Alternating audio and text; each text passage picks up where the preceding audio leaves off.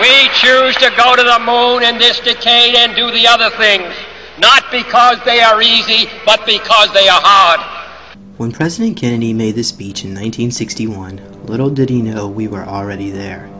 At that time, there was already a lunar base on the moon consisting of a joint alien, American, and Soviet Union base of 36,000 people, all of which were Aryan by birth.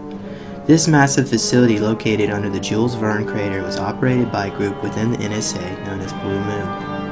Then on May 22, 1962, a secret space probe landed on Mars which confirmed life could be supported. Soon after, a colony of over 500,000 occupants was constructed below the Martian surface. But how this all began takes us back to 1917 when members of the German Thule Secret Society channeled messages from extraterrestrials in the Aldebaran system. They received instructions on how to build a device which would harness the power of the Vril, or the Black Sun. These secret teachings spawned the Black Sun Secret Society, the Vril Secret Society, the SS, and ultimately the Third Reich. These occultists understood how to harness the energy of the Black Sun.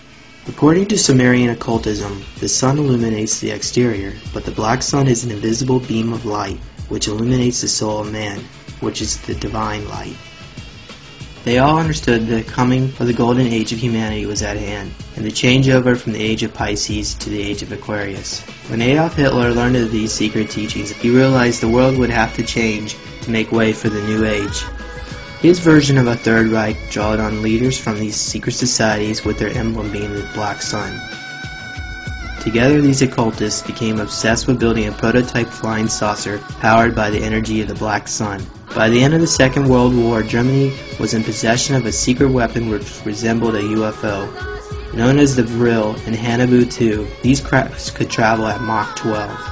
When rumors of these technologies began leaking out of Germany, the Allied forces became worried. According to Vladimir Tursky, the Bulgarian-born engineer and physicist, these crafts would launch from a secret base in Antarctica and then would travel to a small lunar outpost on the moon.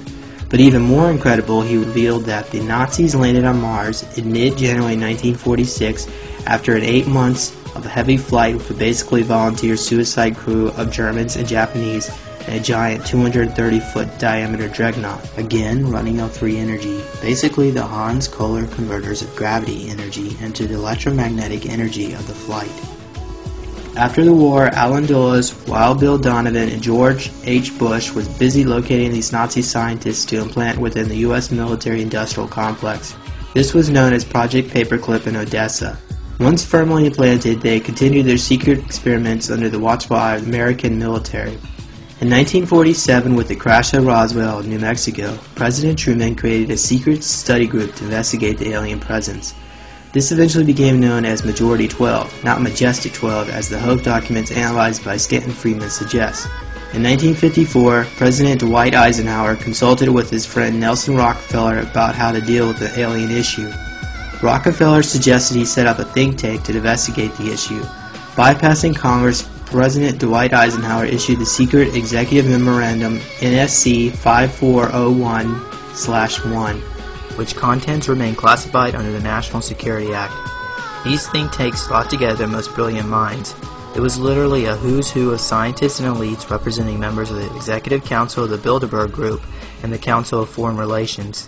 This decision was the worst mistake of Eisenhower's presidency, and on his farewell address he issued this final warning to the American public. In the councils of government, we must guard against the acquisition of unwarranted influence, whether sought or unsought, by the military-industrial complex. The potential for the disastrous rise of misplaced power exists and will persist. MJ-12 determined that humanity was not ready to accept the alien presence. They also realized that humanity would not be able to survive past the year 2000 at its current rate of destruction. They determined that provisions would have to be made to ensure humanity's survival if a catastrophic collapse of the world civilization would occur. This was known as Alternatives 1, 2, and 3. Alternative 1 would relieve global warming by detonating nuclear bombs in the stratosphere. Alternative 2 would build vast underground networks of cities and tunnels. Alternative 3 would colonize other worlds. MJ-12 ultimately decided to build underground shelters and pursue the colonization of other worlds. In 1954, under Project Sigma, the National Security Agency made first contact with the gray alien extraterrestrials. Soon after, the Greada Treaty was signed, which would allow the United States government to trade technology with the ETs and to backward engineer an underground bases. In exchange, the ETs would be allowed to abduct people in a limited manner. MJ-12 knew funding of such a large and expensive facilities would require enormous funding. To prevent any congressional oversight, MJ-12 determined a secret source of funding would be required. At first, money was channeled from the national budget. When this wasn't sufficient enough funding, MJ-12 recruited the young George H. Bush from Zapata Oil Company to smuggle in cocaine and heroin for the CIA. Today, the CIA brings in over $2.5 trillion annually for the black budget. In 1963, when Kennedy first learned of the alien president's drug trafficking problem, he gave an ultimatum to MJ-12. If they did not cease and tell the American public the truth, heads would soon roll. Kennedy planned to inform the American people within the following year and ordered them to implement his decision by then. Because Kennedy was not a member of CFR, nor did he have knowledge of alternatives 1, 2, or 3, his decision struck fear in those in charge.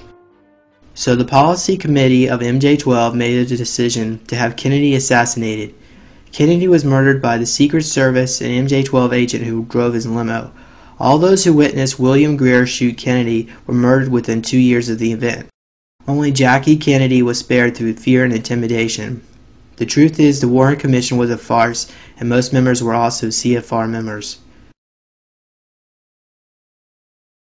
Ladies and gentlemen, the very word secrecy is repugnant in a free and open society, and we are, as a people, inherently and historically opposed to secret societies, to secret oaths, and to secret proceedings.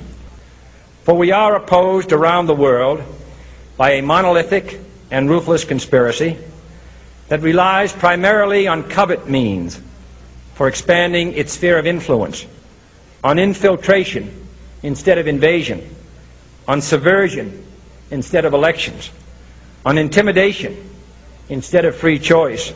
It is a system which has conscripted vast human and material resources into the building of a tightly knit, highly efficient machine that combines military, diplomatic, intelligence, economic, scientific, and political operations.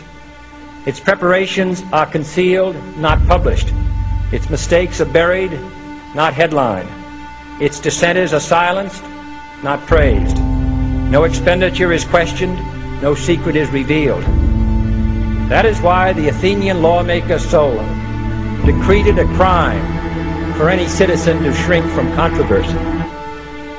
I am asking your help in the tremendous task of informing and alerting the American people, confident that with your help, man will be what he was born to be, free and independent.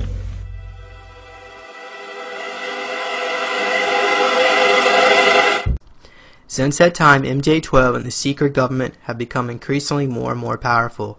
America was given a space program, but NASA was for public relations only. The real space program was still being operated covertly by the military. Then in 1972, the secret space program was reorganized under the CIA and is known as CSS, or the U.S. Central Security Service. They now operate the facilities of Area 51, S4, Area 52, Pine Gap, and Area 53 in the Woomera Desert, Australia. Their arsenal of craft included the TR-3B Astra, the TR-3B Chameleon, the Aurora SR-33A, the Lockheed Martin's X-33A, the TAW-50, and Note 128 craft, which means not of this earth, and the newer Northrop Quantum Teleportation Disk. The older crafts could travel in speeds of Mach 50 and above. Using quantum entanglement, the newer quantum teleportation disk is known to teleport instantly anywhere in the world and has cloaking capabilities. These disks are used for covert military abductions and chipping of individuals who know too much. In UFO lore, this is known as a MELAB, or military abduction. The good news is, today there is a covert war going on between the CSS crafts and the Russian Federation cosmospheres. In addition to that, the Galactic Federation of Light is also working to contain or neutralize the problem. Soon the Khazarian Zionist Bolshevik plot to create a new world order will be no more.